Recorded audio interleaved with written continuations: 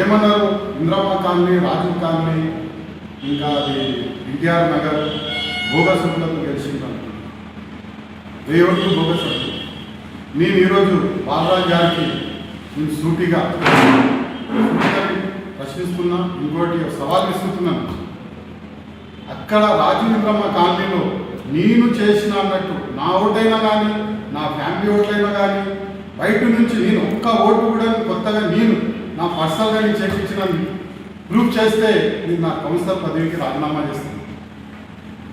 పదవికి రాజీనామా చేసి మీరు ఎట్లా అయితే పోటీ చేయమంటే అట్లా పోటీ చేస్తాను. మళ్ళీ అదే మెజార్టీతో గెలిచి చూపిస్తాం. ఎందుకంటే మేము అక్కడ ప్రజల్లో ఉన్నాము. ప్రజలు దానికి మాకు మద్దతు ఇచ్చి ఇప్పుడు పోయి మీరు ఒక్క వాటర్ కానీ 8వ వాటర్ పోయి అడగండి. 10 సంవత్సరాల పిల్లగానికి అడగండి. నేను గెలిచి 15 రోజులు కూడా రాలేదు. మీ కౌన్సిలర్ ఎవరంటే జాయిద్ భాయ్.